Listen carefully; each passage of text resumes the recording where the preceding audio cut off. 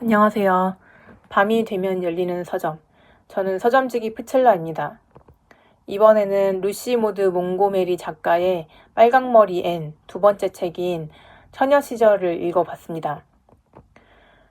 얼마 전 구입한 빨강머리 앤 전집의 두 번째 책 처녀 시절을 드디어 다 읽었는데요.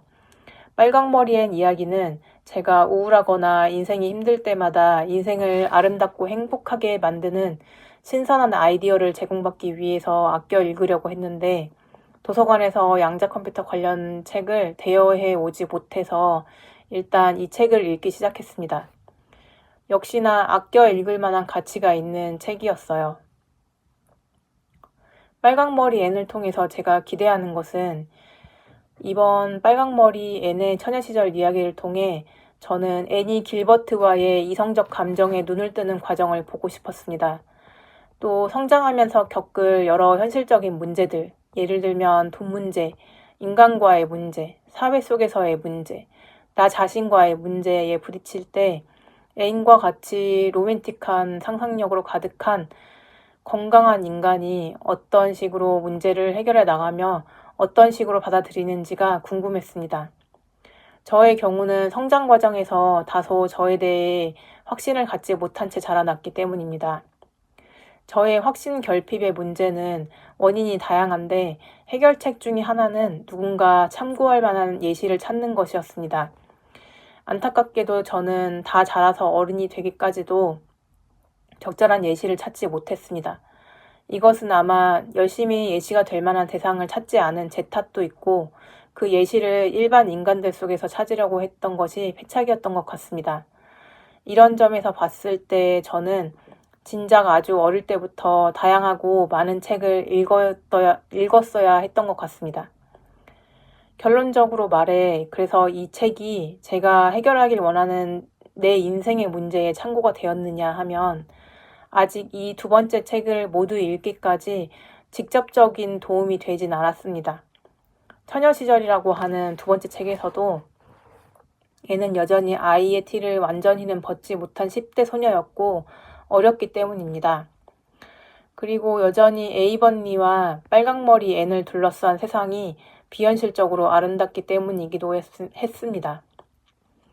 그렇지만 이 책은 아름답고 행복하며 긍정적인 인생을 살아가는데 여러 가지로 아이디어를 주기 때문에 빨강머리 앤 전집을 모두 읽으면서 그 아이디어들이 누적되면 제가 어떤 핵심적인 결론을 얻게 될 것 같은 기대가 있습니다. 일단 빨강머리 앤이 좀 더 성장하기를 지켜봐야겠습니다. 빨강머리 앤 두 번째 이야기인 처녀 시절의 줄거리를 대강 말씀드려 볼게요. 첫 번째 빨강머리 앤 책에서 앤은 매튜 아저씨의 죽음과 마릴라의 건강 악화라는 위기를 맞이해 대학에 가는 것을 포기하고 에이번니에 남아 교사가 되기로 합니다. 에이번니에 남은 앤은 올바른 교사가 되기 위해 진지하게 노력하고 마을을 더 아름답게 만들기 위해 마을 청년들을 모아서 개선회 활동을 하는 등 주도적이고 적극적인 인생을 바쁘게 살아갑니다.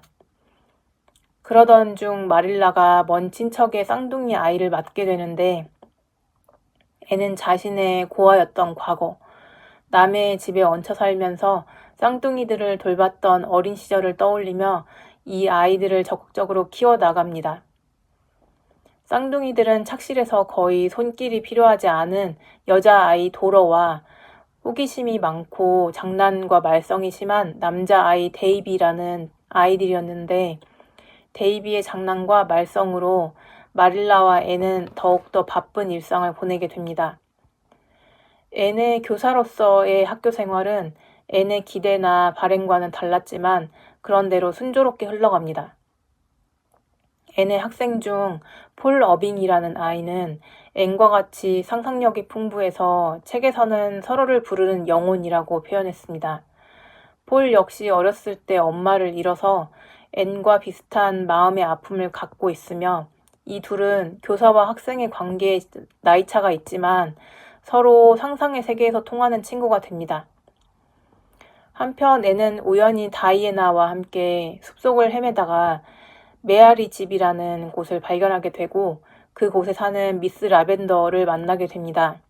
라벤더는 40대의 중년 여성으로 폴의 아버지 어빙과 과거 연인이었다가 사소한 다툼으로 헤어진 후 그때껏 독신 여성으로 살고 있는 아름다운 여성이었습니다. 앤과 나이 차를 초월해 서로를 부르는 영혼으로서 통하는 친구가 됩니다. 앤은 이 미스 라벤더와 좋은 관계를 유지하다가 폴의 아버지와 다시 예전의 관계를 이어줍니다. 그렇게 미스 라벤더와 어빙은 결혼을 하게 되고 폴은 다시 어머니를 얻게 됩니다. 이어 앤은 친한 친구 다이애나가 함께 학교에 다녔던 프레드라는 청년의 청혼을 받았다는 것도 알게 됩니다. 주변이 온통 결혼 소식으로 가득 찬 이러한 상황 속에서 앤은 어느 날 갑자기 길버트에게 이성적인 감정을 조금씩 느끼게 됩니다.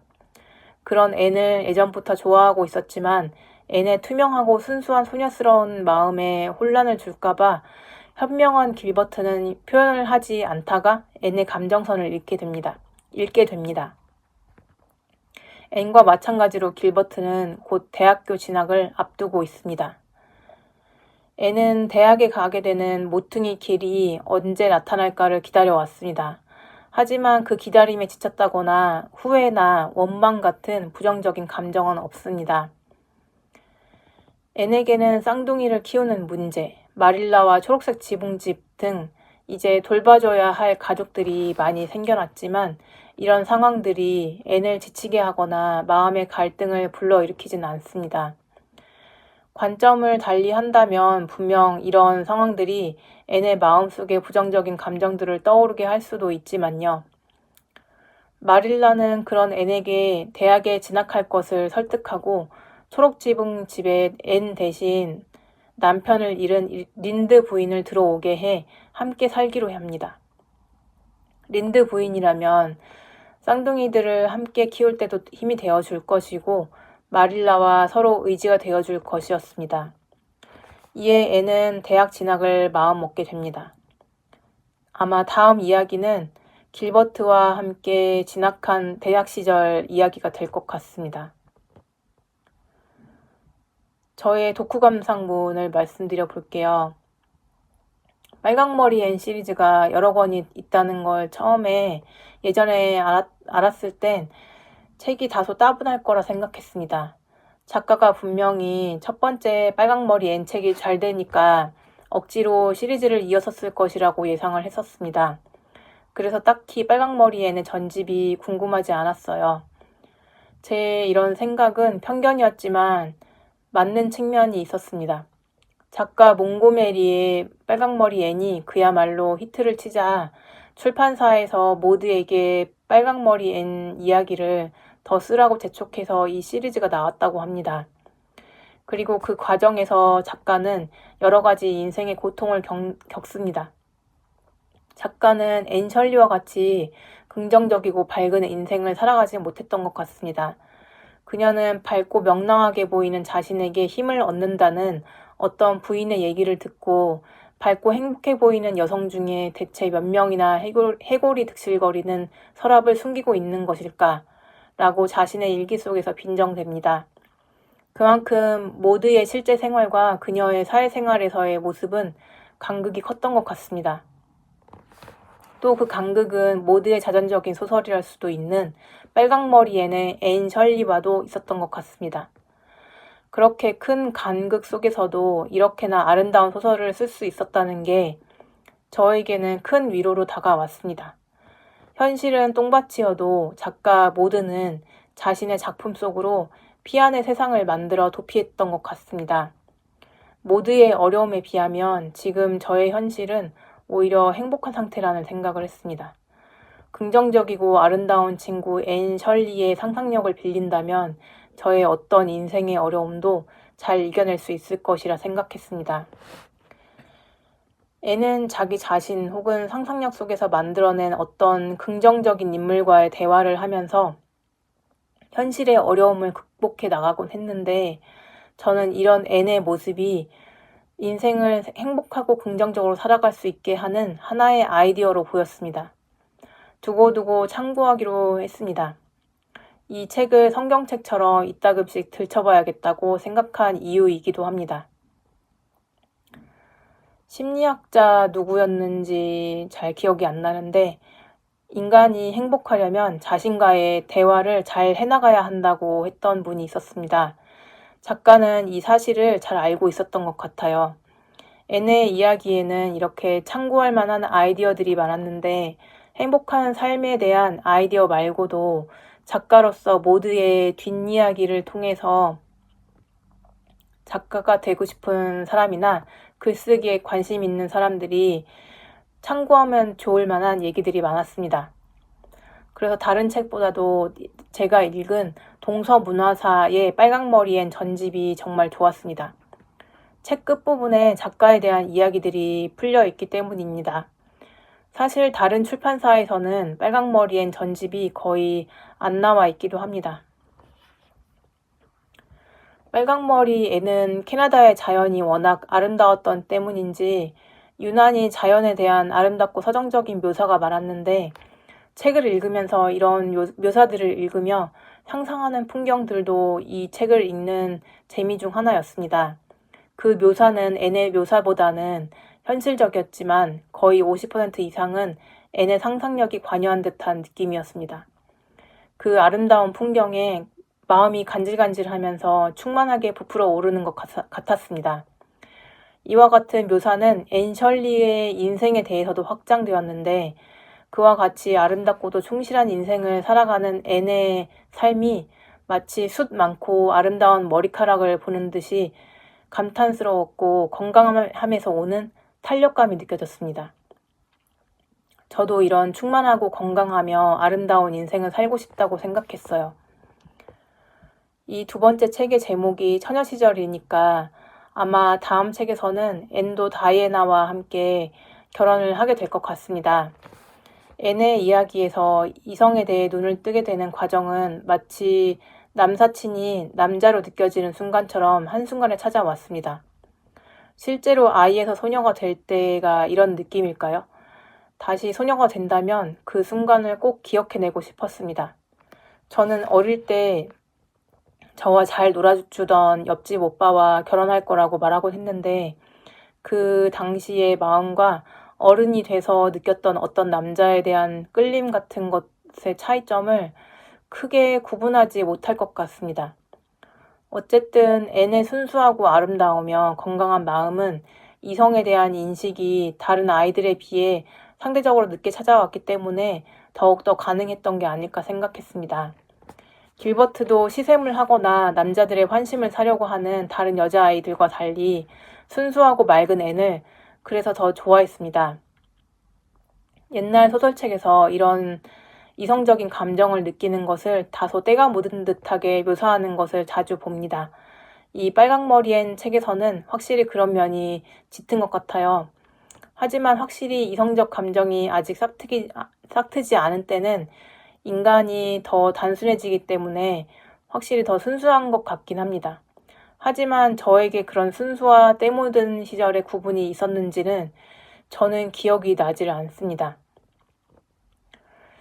앤의 이야기에서 제가 가장 좋아하는 부분 중 하나는 앨런 부인과의 대화인데 작가는 독자들에게 앨런 부인의 목소리로 인생에 대한 교훈을 전달해주고 싶었던 것 같습니다. 앤이 매튜 아저씨의 죽음 이후에 슬픔 속에서도 웃음이 나오고 성장의 기쁨을 느껴서 죄책감을 가질 때, 자신의 잘못으로 인해 마음이 괴로울 때 등 앨런 부인은 앤의 고민을 들어주고 적절한 충고를 해주는 어른이자 친구였습니다. 앨런 부인이 앤에게 해주는 이야기나 충고들은 어쩌면 너무 이상적일 수도 있지만 저에게도 과거에 그와 같은 이야기를 해주는 어른이 있었다면 지금의 내 인생이 약간이라도 더 달라졌을까 싶은 생각이 들었습니다. 고아 임에도 여기저기서 누덕누덕 기워서라도 빠진 부분 없이 사랑의 여러 가지 요소를 충족받은 앤이 부러웠습니다. 물론 이상적인 소설이라 가능했을 것 같다고 생각합니다. 이 두 번째 이야기에서는 앨런 부인이 앤에게 우정에 대한 충고를 하려다 그만두는 장면이 있는데 이 부분을 보면서 부모가 되길 원하는 사람들 혹은 부모가 될 사람들은 자신의 자식을 위해 아이에게 성장 시기별로 읽어야 할 주요 책 몇 권을 커리큘럼처럼 정해두면 좋겠다는 생각이 들었습니다. 이제 막 결혼해서 아이를 갖기 위해 준비 중이라면 자신이 예전 어떤 시기에 어떤 책을 읽어서 좋았었는지, 아이 때는 어떤 책, 청소년기에는 어떤 책을 읽으면 좋을 것 같은지 등등을 기록해두면 부모로서 성숙한 어른이 되기는 어렵더라도 자식에게 그런대로 최선을 다할 수 있을 것 같습니다. 인간 이외에 유일하게 책은 인간을 키워줄 수 있는 존재라고 최근 들어서 생각하기 시작했거든요. 자신의 생각을 애의 성장 속도에 따라서 조절을 해주는 앨런 부인이 진정 어른이라고 느껴졌습니다. 저도 그런 어른이 되어야 하는데 저는 자식이 없다는 이유로 앨런 부인 같은 어른이 되는 것은 저 멀리 밀어버렸습니다.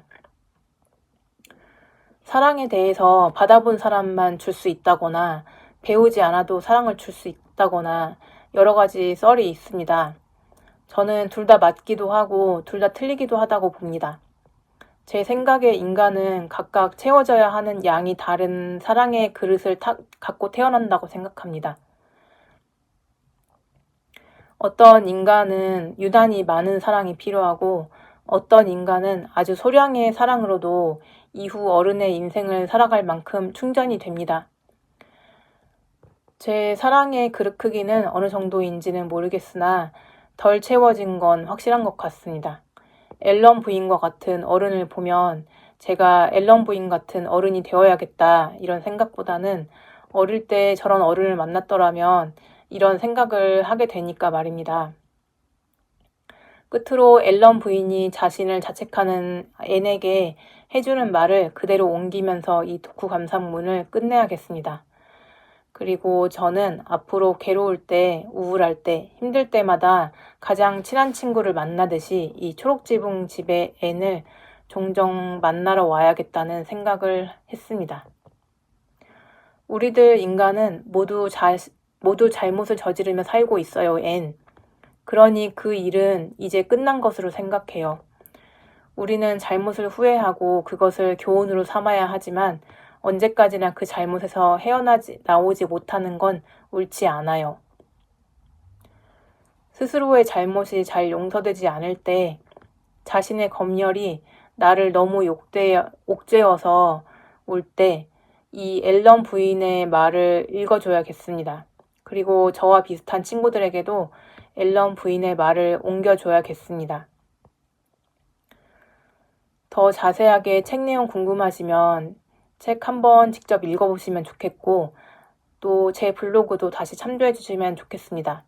그럼 밤이 되면 열리는 서점 방문해 주셔서 감사합니다. 다들 좋은 꿈 꾸세요.